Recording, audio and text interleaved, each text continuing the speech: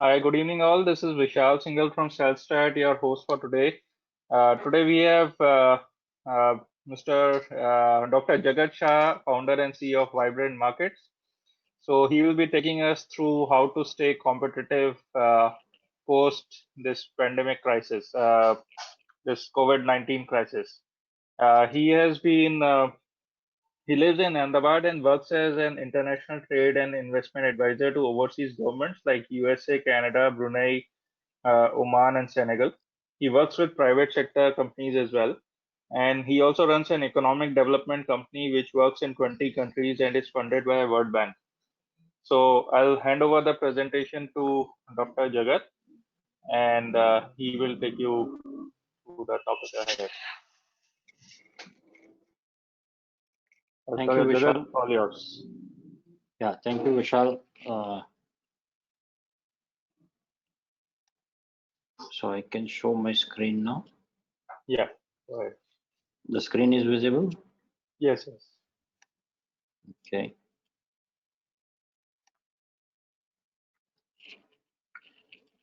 So, okay, friends. So, good evening. And what I'm going to share is simply a collection of my implementation experiences in various projects.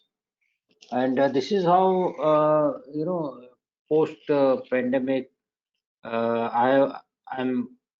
trying to explain to a lot of companies around the world on competitiveness. So in my experience of implementation, this is how I define competitiveness. So competitiveness is efficiently creating goods and services that meet global market demand, leading to high and rising living standard for everybody that are sustainable into the future. So there are four components here, and I will relate each one to pandemic. So the first one is efficiently create goods and services. I have been propagating that at least most countries have been on lockdown or some kind of form of lockdown for last 3 months. So to the companies, company owners, I have been asking, how did you spend these 3 months? So when everybody was working actively, everybody used to say in business and profession also that we do not have time, and therefore we are not able to catch up. And this was all time available with everybody, 3 months. And therefore, my proposition was, did you use this time to gain knowledge? Because we are living in a knowledge economy. And did you use digital technologies to connect to whomever you wanted to connect? Because it's a digital economy now. So in 3 months, my take on efficiently create goods and services is the kind of technology which anybody is using in their business, whether they are manufacturers, traders, service providers, whatever, or working in a company, they could have gone to YouTube and they could have seen that in their business, if I'm in pharmaceutical machinery manufacturing, then I could have researched that what are the latest technologies in pharmaceutical machinery and what are the other competitors doing through the videos. So, and then see where I am and I can understand the gap. Then innovation, see, the basic thing about an entrepreneur is innovation. If entrepreneurs should spend most of the strategic time on thinking about innovation or being different than others, what makes you different than others? So that is actually a creative process which requires time. And earlier there was no time, but 3 months everybody had time. So did they spend time to even strategically think? And then even processes, right? uh, they could have gone through LinkedIn profile of their prospective customers, vendors. So much of research could be done in order to efficiently create goods and services and gain knowledge. Then that meet global market demand. I have been always propagating that whatever business you do should be of global of nature, in global nature.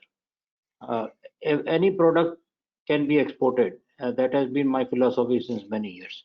I know companies in India who are exporting goat dung, and I know companies who are exporting rotten potatoes to Saudi Arabia.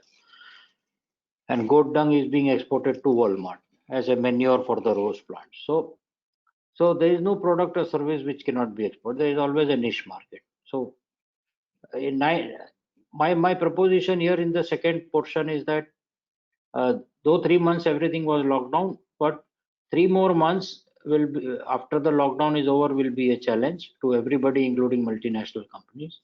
But 9 months after that, those who had spent time in gaining knowledge and using digital technologies in their business, doesn't matter what is the business, will do more sales than last year. This is my understanding. Let us see. We will wait for time.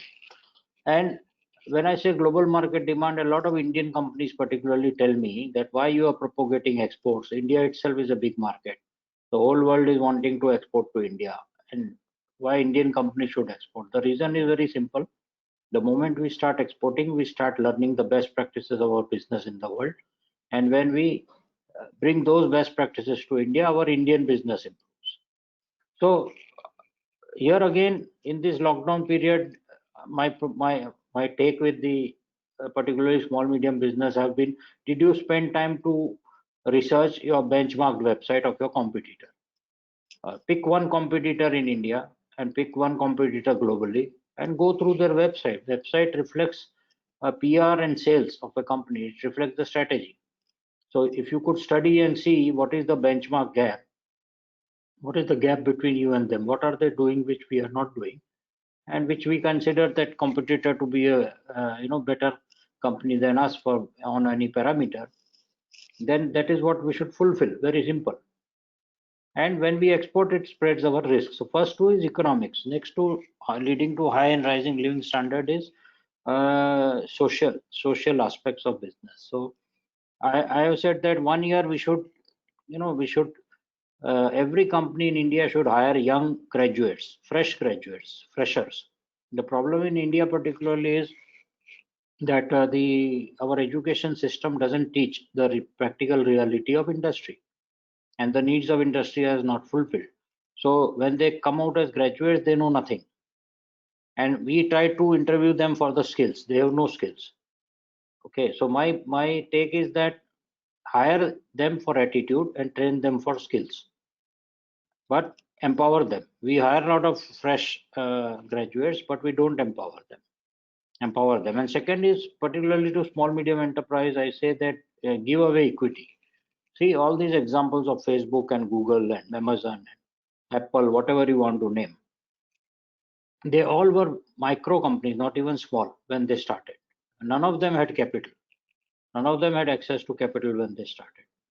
We have seen pictures of Jeff Bezos in a small room working with limited resources. But what they did, they gave equity in the company. They found a smart person, and they thought that this person should be working with me for 20-25 years. They gave 2% equity, and they stayed with them for long. Even in Indian case, if you see, Narayan Murthy didn't have much money when he started, but people like Nandan Nilankani, he gave equity, and he built a team. So small medium enterprise need to lead. In this way, it will lead to higher rising living standard for everybody, not increasing the rich between rich and poor gap. And lastly, that are sustainable into the future. So I look at a 5-year objective, 5-year time frame, and I have been appealing to all companies that doesn't matter what business you are doing right now. It doesn't matter. But start one eco-friendly business, new. Start a new eco-friendly business that is going to last for 20 years. Now, all of us have seen that in this lockdown period, how we have all tried to become eco-friendly, and it is going to sustain. And also digital, as much as we go digital, so much we are eco-friendly and knowledge economy. So this is my definition of competitiveness. And for the change, my formula is very simple. Change is the permanent constant now. So either be an agent of change or a victim of change. So earlier change used to be slow. Now change is very fast. If environment is changing, if we are not changing, we will perish. And this is the 7 forms of capital which I practice in my work. We do a lot of economic development work in many countries, where we work with small medium enterprises to take them to global markets, and that happens only when they become competitive. So here there is a 3 lower forms of capital and 4 higher forms of capital. This is called Wolfenson's framework. World Bank type of an institution also uses this framework in order to decide that how much funding to be given to which country in which sector at what interest rate. So the lower form of capital here, and this applies to businesses as well. is natural endowment. If you think that you are closer to a raw material source and therefore you will become competitive, it is not true. And that is why in India we have iron ore mines, but we export iron ore to Japan and Japan exports steel to India. And man-made infrastructure, financial money itself is a lower form of capital. What is the higher form of capital? That is more interesting. So institutional, connective organizations, chambers of commerce, trade associations, justice system, property protection, predictable regulations, which we do not have in India. Regulations can change anytime, so it is not predictable. So it's a higher form of capital, but if it is not there, it actually negates the growth of a nation or companies. Good clean governance, transparency, low corruption, no hidden costs. Then knowledge is the only italic if you see in the 7 forms of capital. Knowledge generation, university R&D market linkage. I'm going to show a triple helix of competitiveness where I'm going to explain this connection of universities to R&D and market linkage. Our universities don't do real R&D.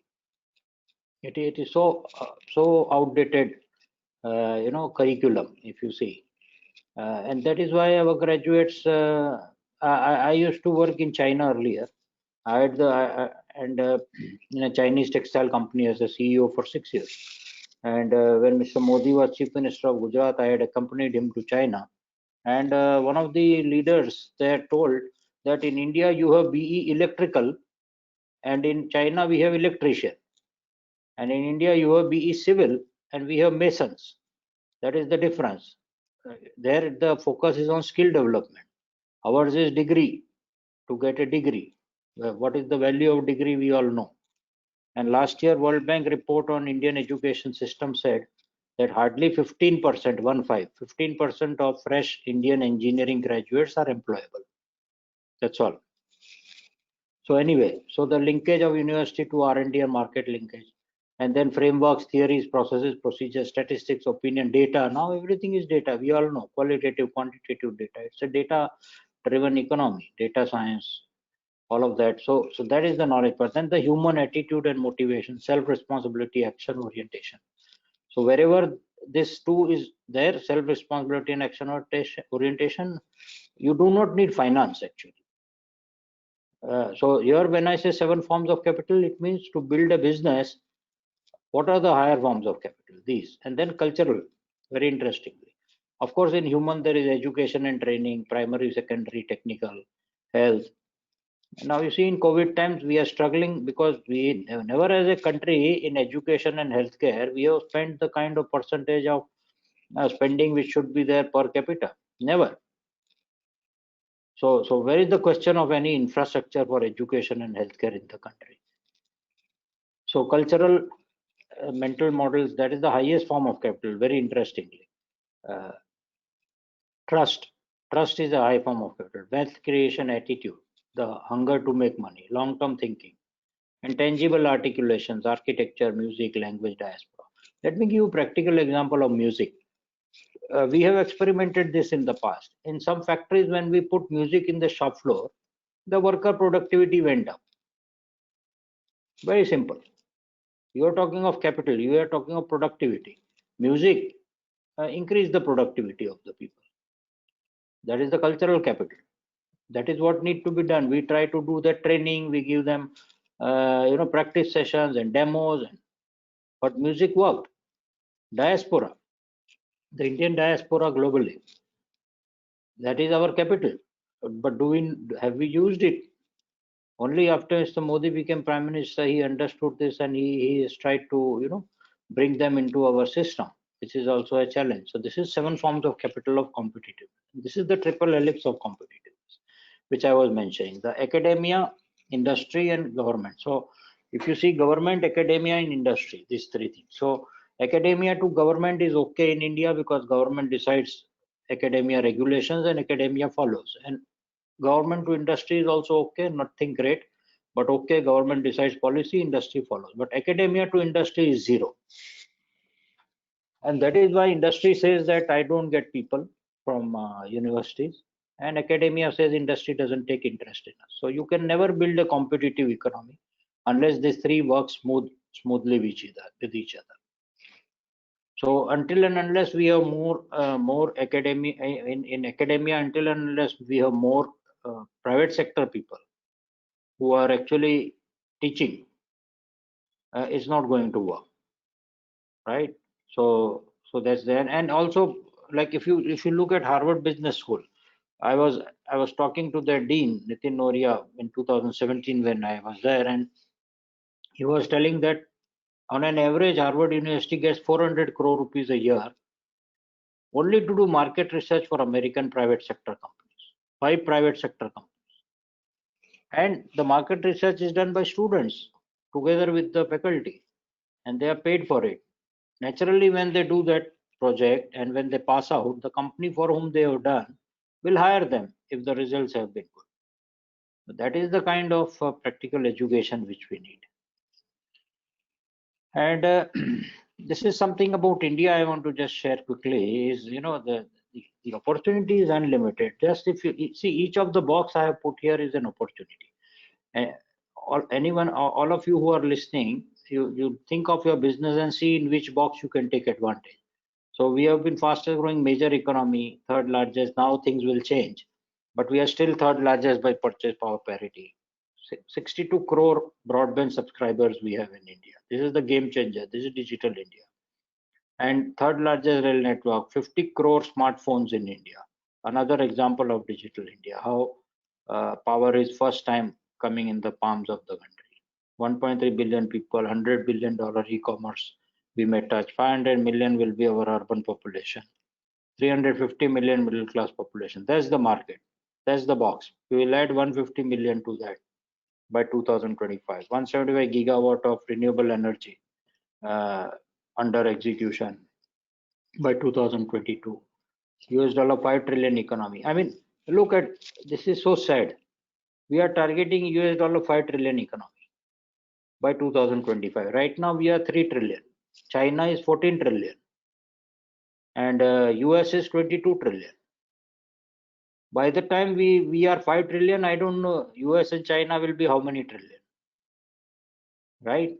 So we are way behind. And in 1980, when China started its reforms and opening of their economy, their economy was 30% lower than Indian economy. Imagine, we are talking of 30-year story, or 40 year. They were 30% lower. We are the youngest nation in the world. 29 years is average age. 35 people below 35, 65% population of India. 50% population is below 25 years. Each box is an opportunity. You have to think about your business and see in which box you want to take advantage. This is more strategic. Walmart invested $16 billion in Flipkart. That's an interesting success story of India. There could have been many. And road network, 99% literacy targeted by 2025. Literacy is the problem. A lot of people say poverty is the problem in India. It's not. Literacy is the problem, right? So these are all components of competitiveness. We received highest foreign direct investment in 2017. So here primarily, and these are some capital goods sector. We built 100,000 kilometer roads the last 2 years. 18,000 megawatt power added in 4 southern states. Largest producer of cotton. 100 smart cities, not progressing very well, but still on the it's on a project mode, mission mode. 1,000 smart villages. 10 metro rails projects under execution. 200 new ports being built. Aviation is growing fastest. See, the difference between China and India is only infrastructure, nothing else. Any day, Indian entrepreneurship is 5 times better than Chinese entrepreneurship. But our infrastructure doesn't support us. Construction, 100 million homes on housing for all. Largest dairy producer of the world. 3.1 crore, 31 million vehicles were produced in 2019. I am very surprised that the Indian automotive industry is struggling. And even before COVID, they were saying that the industry is facing problems. If they produce 31 million vehicles, and if last 8 years before that they were in a golden period, Why did not they set aside money to do research and development for electrical vehicles? The electric vehicle is the future. Why are they in trouble? If the 10% CAGR was there over a 10-year growth cycle, then what were these automotive companies doing? Why have not they set apart money for doing R&D? 31 million vehicles in 2019 is a huge thing. And this must have been sold. It is not lining up, right? So these are some aspects of competitiveness we have to look at. And this is generally I share with 10 competitive strategies, corporate culture. So define company's personality. So the owner personality is company's personality. So whatever knowledge owner will have will be company. I always say Saraswati and Lakshmi stays together now. Earlier in India, there used to be a saying that wherever there is knowledge, money is not there. Now no more. IT is an example, pharmaceutical is an example. So whatever is your personality is your company's personality. Not market share, grow with discipline. Give 1,000 days to any new initiative. Lower cost equal lower price. Do one thing better than anyone else. This is very interesting innovation. So a lot of people think innovation means to develop a patent or a product and get it, develop a product or get it patented. It's hardly 5% of innovation. Do one thing better than anyone else. What is that one thing? I don't know. That you should know you are in the business you are in. So separate from the crowd. I always tell everyone, whatever business you are in, tell me. I'll give you a list of 5,000 companies in India who are doing that business. So either you are part of the crowd, then you keep complaining for everything you complain because you are not doing anything different, or do something different and be apart from the crowd, and nobody can compare you to anybody. And there is no question of price comparison there. Customer service, customer comes second, service comes first. If we are able to distinguish service with customer, and if we are able to understand what is the value of service, then the game will change. Hire, this is what I always say, hire even interns who are studying and fresh graduates. Nowadays, everybody is working from home. Last 3 months, I am working, all my team, I have a team in so many countries. They are all working from home, and we are actually having more productivity. We are thinking never to start office now. So many people are thinking like that. So hire for attitude and train for skills. So when you interview someone who is a fresh graduate, don't ask questions of technical nature. I mean, at least in India, they do not know that. So what are you trying to do? But see, if they have a positive attitude, you know the skills, train them the skills. Get all thinking like they own the place. Training to the staff is missing, because, and therefore they don't have a sense of ownership. And therefore, in small medium enterprises, people complain that people don't stay with us. So every 3 months there should be some training. Employee morale, celebrate everything and embrace mistake. Every small success should be celebrated. And mistakes is okay to make. Everybody makes mistake. Even the founder and the entrepreneur makes mistakes. The rule should be never repeat the same mistake. Break the routine rule of sales and sell. Never be shut in a box that this is how 20 years business has been going and sales, and this is how it will be. Then there is nothing like innovation. And never stop thinking like an entrepreneur. Delegate authority. And then I want to just quickly relate. See, this digital locker has been started by government. One of the largest problem in India in terms of competitiveness is corruption, right? So there is so much of corruption everywhere. Now, earlier I had to go and submit physical documents. Now there is a digital locker, and I submit my documents here, and to any government department I transfer digitally, and there is evidence that I have submitted. Earlier I would give a physical copy, they will say it is not there in the file, and I have to pay money. Now this is there, but you will be surprised. You ask 10 of your friends, I'm telling you, you ask 10 of your friends who are in business that how many of them know about digital locker. This is 5 years back started. And even if they know, how many have uploaded their documents? And even if they uploaded, how many of them have submitted documents through this? Very low. And people say, no, no, government should educate. So who educated people on how to buy from Amazon? You think anybody educated? Everybody in India is buying online. So all these things is very openly there. But are we using? Then we blame corruption. See this bank loan. Everybody says that banks don't support SMEs, they don't give loan. 2 years back, this initiative started this by a friend of mine in Ahmedabad. PSB loans in 59minutes.com, public sector bank loans. You just have to give only this one GST document online, that also from your home where you are sitting, income tax returns of last 3 years. This is only applicable to companies who are 3-year old and more, and bank statement of last 6 months, and your director owner details, basic personal education, ownership, that's all. And up to 2 crore rupees without any collateral security, funding is up. And I myself use it so many times for so many of our clients. It works. But how many people know and how many use it? All these banks are partners. Actually, these are the banks who give the loan. I don't even have to walk into the bank. I get an approval in 59 minutes through the algorithm. This is digital India. And this is removal of corruption. And this is competitiveness. Why should I, who is such a self-respectful entrepreneur, why should I go to a bank and get myself insulted by the bank manager asking me funny questions who doesn't even understand my business? Okay, and I think more than 60,000 crore has been disbursed. And then there is lending card and another company from Ahmedabad, but this is for startups. So the earlier one was for 3-year-old company. Again, same thing, zero collateral, up to 2 crore and minimum documents, and again online application. So this is for startups. 89,000 in 1 year, 89,000 businesses supported, 100,000 loans disbursed in 1,300 cities. 2-year-old company.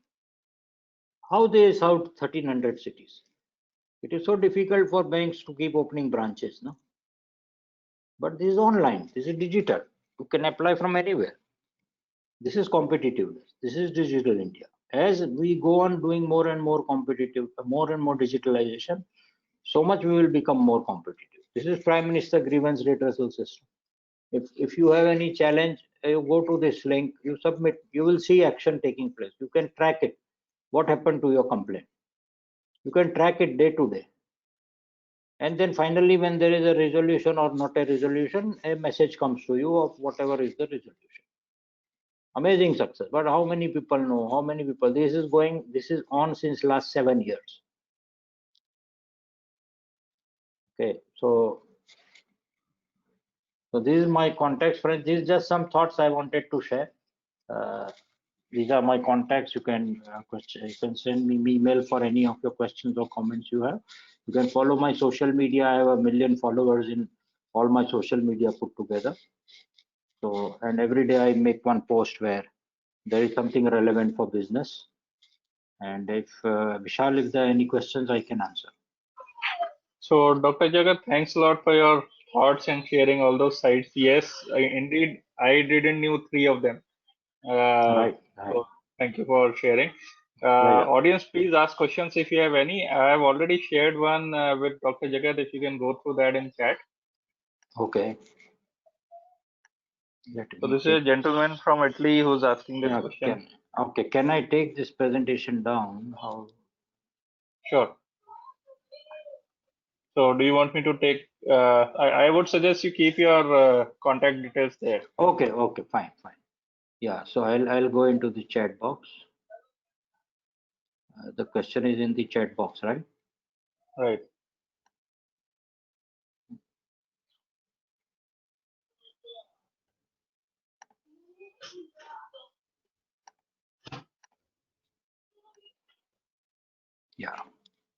Yeah. So,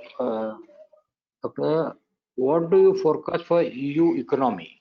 EU economy, I think, is going to go negative.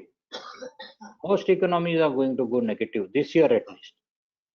So same, because EU is beyond COVID. Also, there are challenges. There are challenges of Brexit. Even before COVID, there were challenges of complete slowdown in the EU economy, and Brexit added to it. That has still not been solved. We still don't know how it's going to go. And then you add COVID to it, and look at, I mean, Spain and Italy, and the kind of like for example, tourism being one of the strong factors of the Italian economy. That's not going to happen.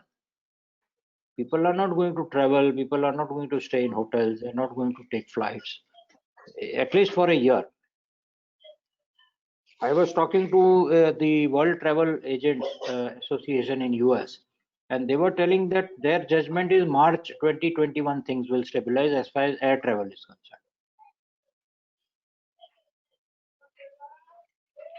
Yeah. We are in, pardon? So he's saying, yes, in here in Italy we are late and but great bureaucracy. Yeah, yeah, right. See, the thing is, even before COVID, the situation was bad in Europe.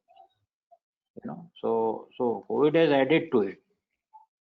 I think overall it will go negative, contraction. So my personal question to you, sir. So you've been in trade commissioner role, I believe, in many countries.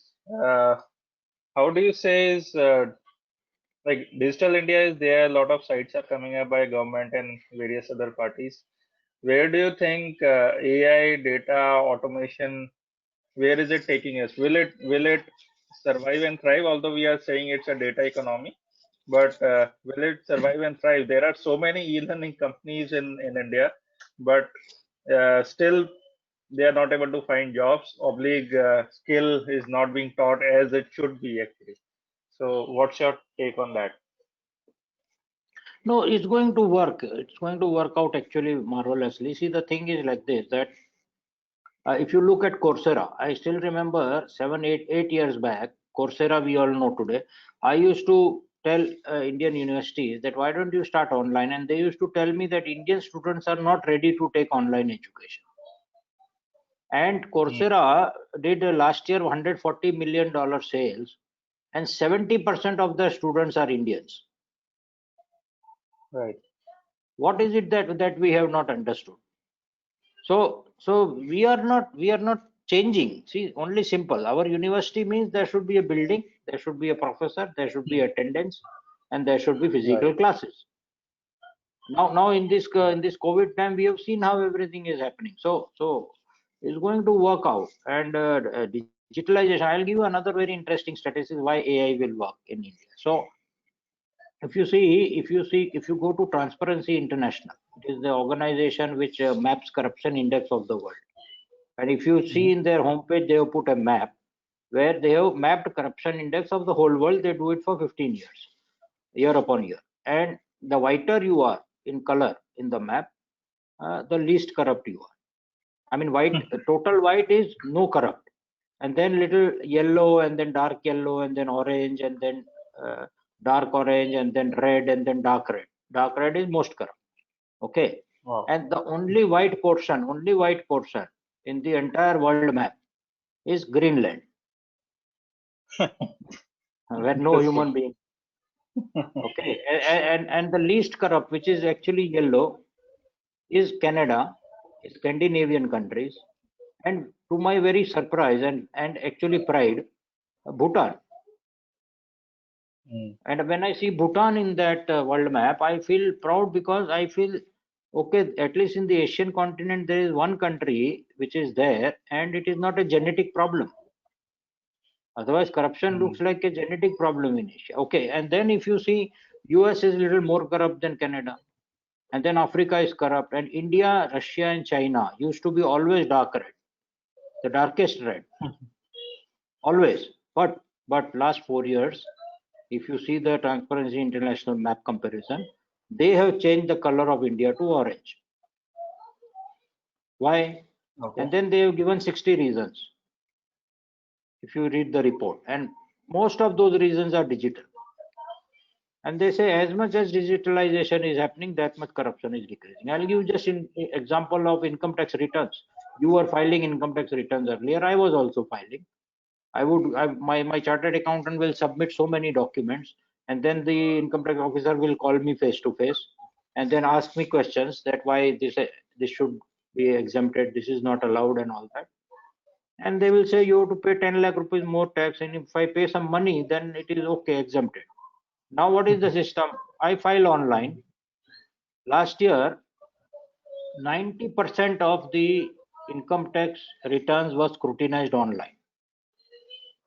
And last year, 88% of income tax refunds were issued within 30 days.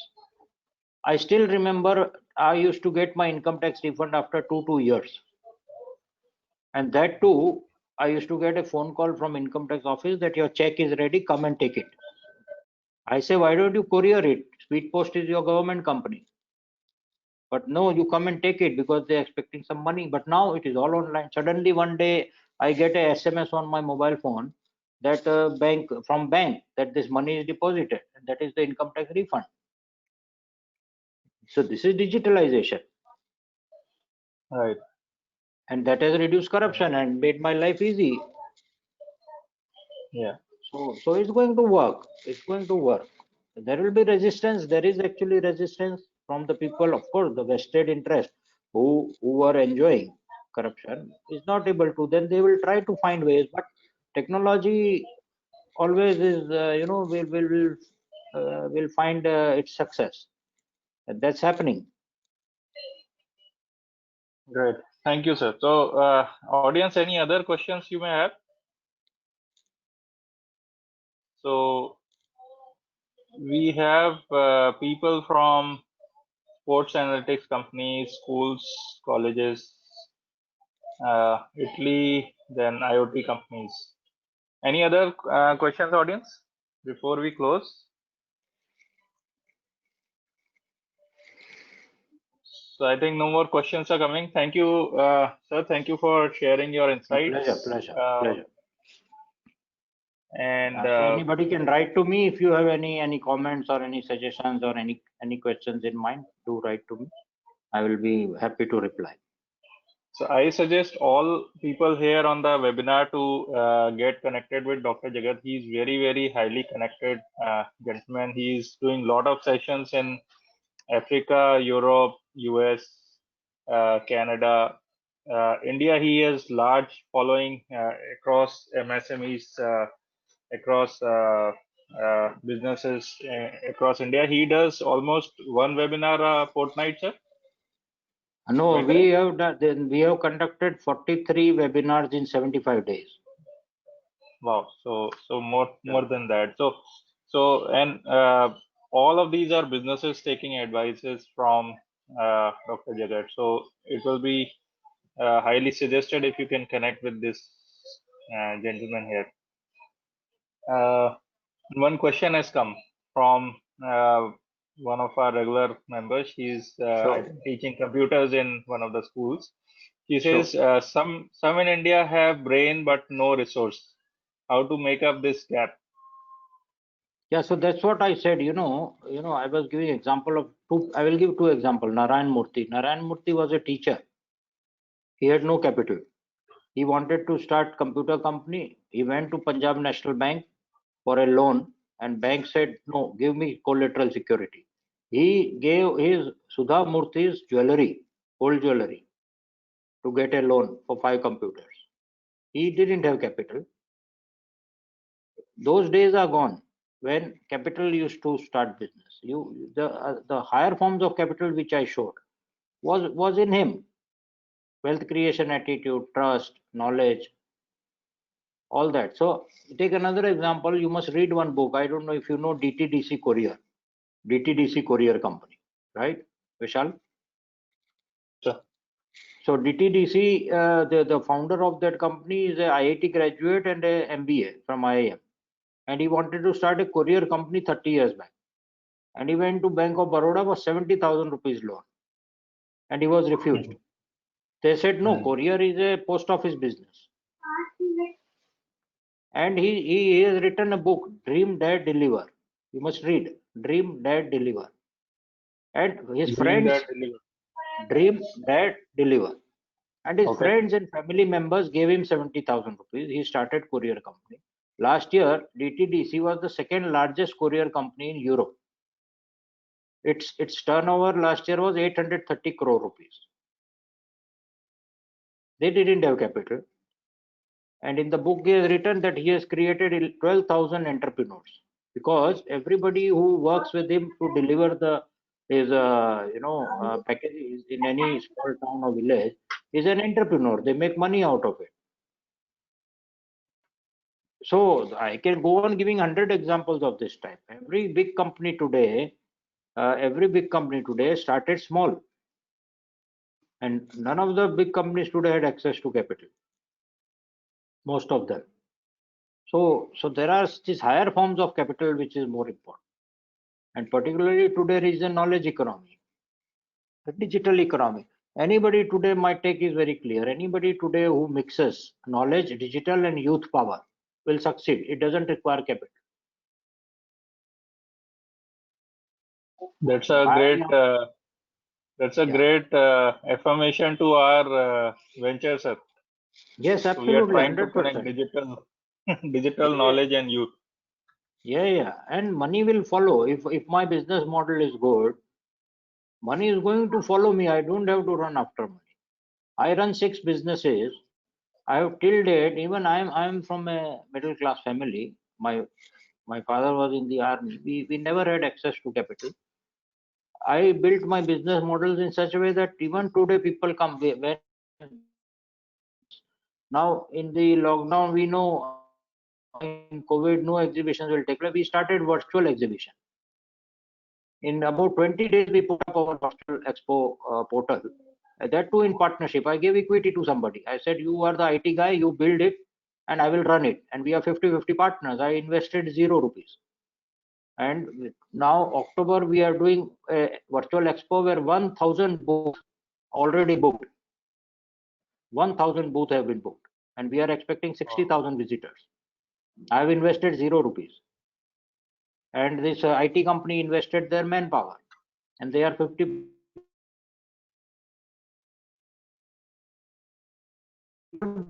we are doing. We have to think. I used to organize exhibitions. You must have heard Vibrant Gujarat. We used to do Right. that, and we did Vibrant Tamil Nadu and Vibrant Goa and so many expos we used to do. Now I know expos will not take place. I just immediately in 2-3 days I realized, and in the lockdown and during lockdown we built up the platform. And before the lockdown was over, we tested it with 10 exhibitors for free, and it worked out. And now we have commercialized it. No capital required. Great. So very good example. So thank you all for joining, and thank you, Dr. Jagat, for taking out time. Uh, I would like to close here, and if any questions come to you, definitely you will respond. If they come to me, I'll forward it to you, and we'll appreciate if Sure. you can respond. So thank Pleasure. you all, and have a good night. Okay, you too. Thank you, Vishal, for the opportunity, and thanks, friends.